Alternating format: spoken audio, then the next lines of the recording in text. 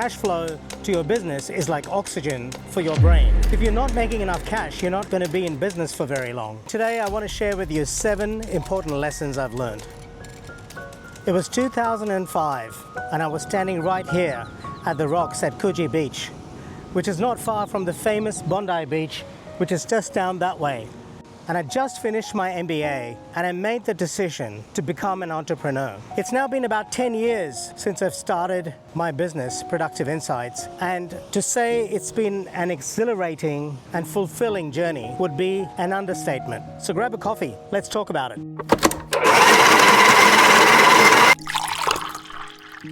You see, I've been coming here for over 20 years, and I find it's a wonderful place to really relax, look at the broader picture, and think about what matters in life and therefore in my business. It helps me get clear about my priorities and the direction that I want to go in. And something that's been common all along is the idea of freedom. And maybe that's why I love the open ocean, because it represents freedom, openness, opportunity. I've been building and scaling Productive Insights for well over a decade now, and I've learned a lot of lessons along the way. And today I want to share with you 7 important lessons I've learned. Let's do this. Lesson number 1, subscription creep, death by 1,000 cuts. You know, those subscriptions, they add up really fast. $5, $10, $15. And when you lose track of them, they start to burn your business down. Because at the end of the day, cash, as they say, is king and queen and everything else in your business. So here's my first piece of advice. Watch your cash flow. When I started to track all my subscriptions and ruthlessly eliminated the ones I wasn't using, my cash flow started to come back on track. And I was amazed by how much pressure that took off me, because your cash flow in your business is like oxygen. If you don't have enough cash flow coming in, you can't think straight and you can't make good decisions. I found I was operating from a position of lack. I had a poverty mindset a lot of the time, and I was making decisions that were steeped in a world of lack. And that, my friend, is not a great way to grow a business. My second big mistake, which actually impacted my cash flow and drove me even further down the hole, was buying shiny objects to get that short-term dopamine hit instead of doing the hard work and shipping more content and more products that made a difference to my audience. For a long time, I kept telling myself that I needed this new thing, and that was going to make a big difference to my business. Here's an example. I bought myself a DSLR camera because I thought that was the thing I needed at that time. But the truth is, that actually slowed me down rather than helped me to create more content, because now I had to learn how to use that DSLR camera, and I had to take courses. And the truth is, if I just used my iPhone, I would have probably made much more progress, because while the production quality wouldn't have been as great, I would have put more content out there and I would have grown my YouTube channel a lot faster. Now, I'm not saying don't invest in good quality equipment. Absolutely do so. But don't do it at the expense of creating great content and shipping products and solutions to your audience consistently and delivering value so you can build your brand. That should be your primary focus. Execution trumps perfection all day, every day. Over the last decade, I've probably bought hundreds of courses, and I've completed maybe less than I can count on 2 hands. This is something I'm not proud of, but a very painful lesson I've learned over the years. When you buy a new course, it's like buying a new shiny object. You get this short-term dopamine hit and you feel like you've accomplished something.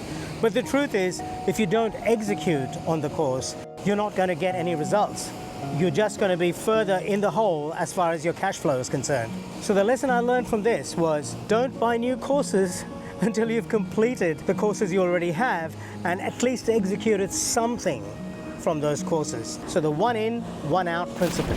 A big mistake I've seen a lot of my members make in our membership community for the last 6 years now is chasing too many goals at the same time. It feels like you're being really productive when you've got a lot of plates spinning in the air.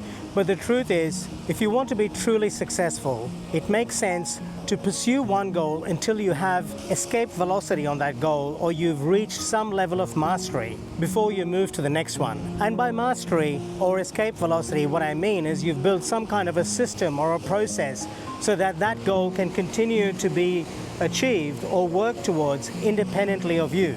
Maybe you hire a team, or you hire a system, or a combination of the two to keep moving yourself towards that goal. So for example, you might start off by publishing content on LinkedIn regularly, but over time, you start automating parts of that process so that the content is still coming from you, but you've built systems using things like ChatGPT, AI agents, and other such things to be able to speed up the process of content production and get it to market faster. My next big mistake was not defining my target audience clearly. It's like paddling out into the ocean, waiting for a wave to come along, but you realize that you're in the wrong part of the ocean altogether. For the longest time, I avoided getting very clear about who my target market was, because the truth is, figuring out who your target market is hard work.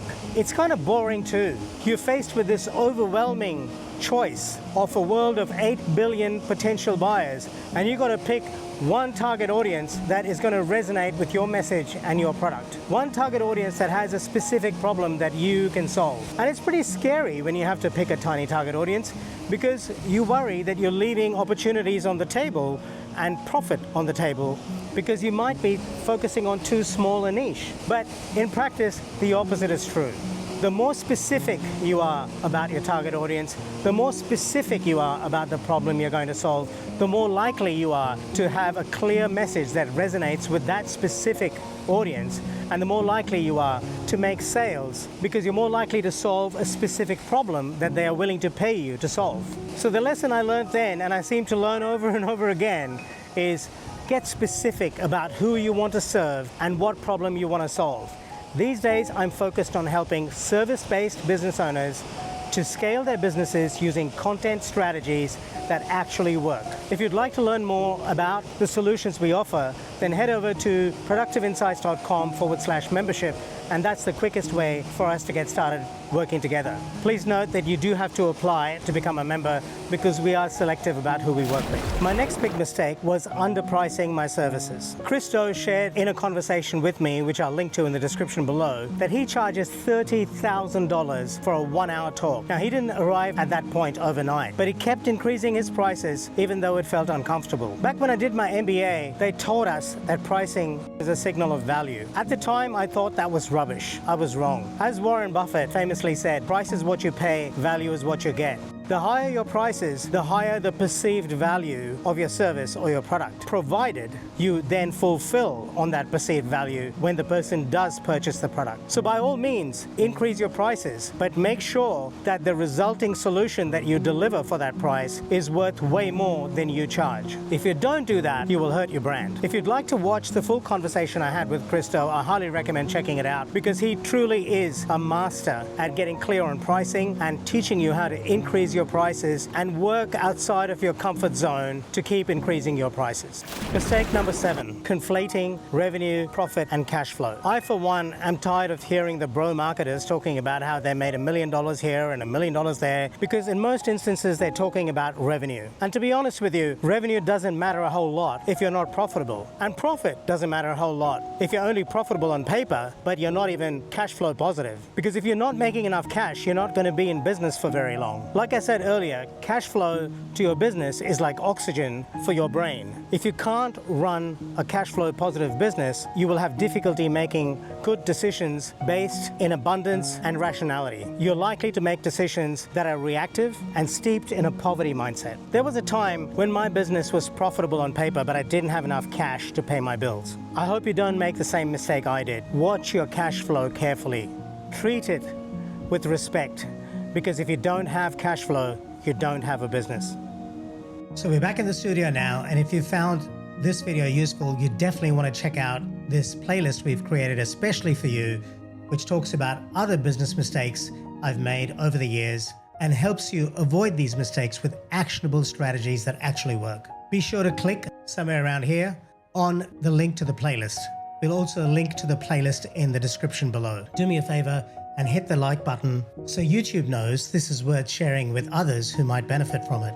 And hey, if you're building a business and you want more of this kind of stuff, real talk, real strategies that actually work, then head over to productiveinsights.com/subscribe and grab your free 9-day email course. The email course will help you to build your business using a structured approach I've used in my membership community for years now.